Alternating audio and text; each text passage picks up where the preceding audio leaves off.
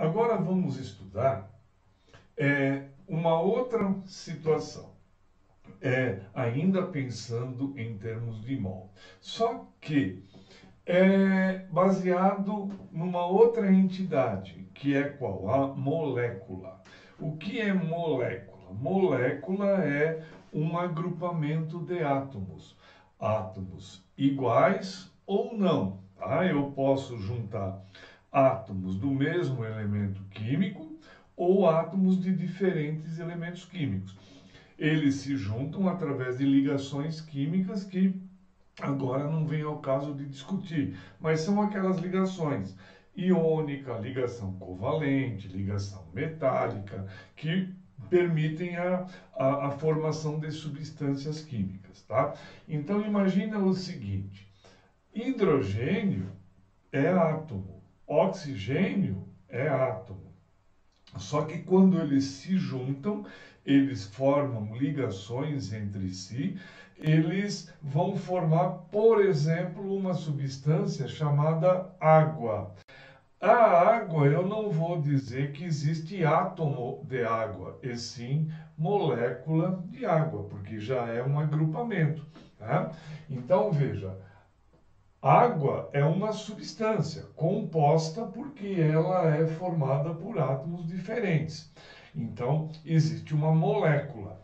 Agora, o oxigênio, ele pode se juntar, por exemplo, em dois átomos se juntando, forma o gás oxigênio que nós respiramos. Só que se juntarem três átomos, forma o ozônio, né? Que não é o oxigênio, é uma outra substância. É uma substância simples, porque reuniu átomos do mesmo tipo. Mas eu não posso falar átomo de ozônio, e sim molécula de ozônio.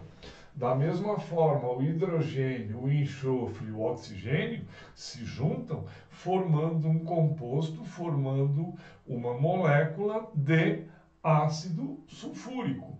Ou então, o carbono se junta com o hidrogênio, formando uma molécula, né, uma unidade chamada molécula de metano. É uma outra substância. Então, os átomos seriam como se fossem as letras e as moléculas seriam como se fossem as palavras. Palavras são fabricadas com letras. Então, quando eu junto massa atômica com outra massa atômica formando uma molécula, eu só posso ter massa molecular. Então, eu não vou calcular a massa atômica da água, eu vou calcular a massa molecular da água, assim como das outras substâncias. Veja, vamos supor água, H2O. Muito bem.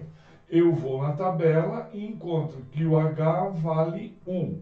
Quantos Hs eu tenho? 2. Então, 1 vezes 2 dá 2. Vou na tabela, procuro o oxigênio. Aqui eu estou arredondando, tá? O oxigênio é 16. Quantos eu tenho? Apenas 1. 16 vezes 1, 16. Como esses átomos estão juntos, eu posso somar. Somando 2 mais 16 dá 18. Ou seja, 18 gramas fazem 1 mol de água. Então, qual é o mol da água? 18 gramas. 18 gramas por mol de água. Tá? Aqui, veja, no caso do ozônio. O ozônio é O3. Eu tenho 16 vezes 3, dá 48. 48 gramas por mol. 48 gramas é o mol do ozônio. H2SO4, mesma coisa. Vou na tabela, o H vale 1, o S vale 32, o O vale 16. Aí eu faço as multiplicações e somo. Eu vou juntar, vai dar 98 gramas. 98 gramas é o mol do ácido sulfúrico. Mas veja, o nome disso é massa molecular, porque eu tenho uma reunião de átomos.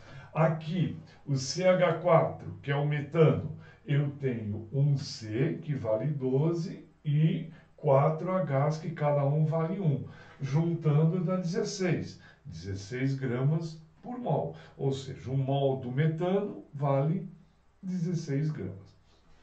Essa substância aqui, isso aqui é glicose. Veja, a glicose, C6H12O6. Tá? Então, veja, dá, o carbono é 12, o hidrogênio é 1 e o oxigênio é 16. Multiplicando por 6, por 12, por 6 e somando tudo dá 180. 180 gramas por mol da glicose. Então, a glicose o mol da glicose, 180 gramas. Então, se alguém pedir para você, me traga 1 mol de glicose, o que você tem que fazer? Você tem que disponibilizar 180 gramas. Ah, eu quero 1 mol de água. 1 mol de água, 18 gramas de água. Tá? É assim que a coisa funciona. Tem que ficar bem claro a distinção entre massa atômica e massa molecular. Tá?